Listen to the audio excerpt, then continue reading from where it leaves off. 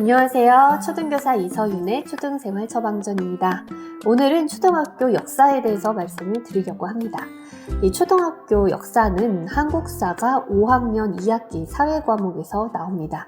세계사는 나오지는 않아요. 그러면 이 역사적인 의식이 이 학년에 따라서 어떻게 발달하느냐라는 그런 연구 결과를 찾아봤을 때 저학년 같은 경우에는 이제 막연하게 옛날 것 이 정도만 느끼는 거예요. 그래서 뭐 전래동화라든지 옛날 이야기와 같은 것들을 읽으면 옛날 것, 이 정도 느끼는 게 저학년이 해야 되는 그 정도입니다. 자, 그러면 이제 중학년, 3학년, 4학년 때는 어떻게 되느냐? 옛 것과 지금의 것을 구분을 할 수는 있습니다. 이제 시간의 흐름에 따라서 이렇게 진행이 되는구나 정도의 느낌이기 때문에 이제 한 4학년 때부터는 연표 학습이 가능하다. 그럼 초등학교 5학년 때는 어떻게 되느냐? 이때는 역사적 사실에 대해서 인과관계를 생각을 할 수가 있습니다. 그래서 5학년 때 이 역사교육이 시작이 되는 것이죠. 6학년 때는 이 인과의식이 더 강화가 돼요. 그래서 체계적으로 역사교육을 할 수 있게 됩니다. 그러면 시대사 중심의 역사교육은 이제 할 수가 있느냐 했을 때 그래도 아직은 조금 무리다. 그래도 초등에서는 인물사 중심으로 역사교육을 하는 것이 좋다라는 것입니다. 네, 그러면 이 저학년 때는 옛날 이야기를 읽고 있고 지금 전래동화 정도로 읽고 있으면 충분한 거고요.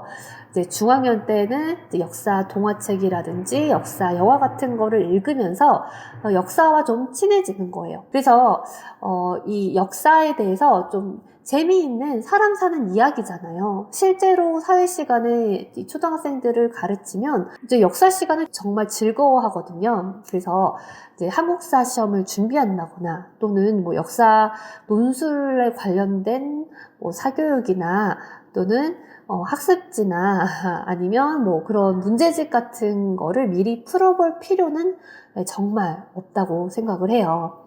네, 그러면 이제 역사 교과서 공부가 나갈 때 또 어떤 것을 하면 좋겠느냐, 두 가지를 말씀을 드릴게요.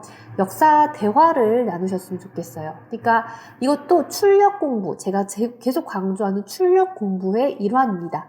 역사를 오늘 학교에서 공부를 했다 또는 역사에 관련된 책을 읽었다라고 했을 때 그것에 관한 이야기를 함께 나누는 것입니다. 역사에 대한 지식이 나는 없다라고 한다면 맞는 역사 대화에 어떤 질문이 있어요. 그러면 만약 나였다면 그 상황에서 어떻게 할래? 역사 갈등 상황이었을 때 너였으면은 그럼 어떤 선택을 할래? 아니면 타임머신을 타고 돌아간다면 그때 당시에 너는 어떤 느낌이었을 것 같아? 네, 이 정도만 질문을 해줘도 이 아이가 배운 것 또는 읽은 것에 대해서 다시 한번 생각을 해볼 수 있고 말을 할 수 있게 됩니다. 네, 그 다음 역사 학습 일기를 한번 또 써보는 거예요. 이거는 제가 말씀드린 배운 공책에 써도 좋고요.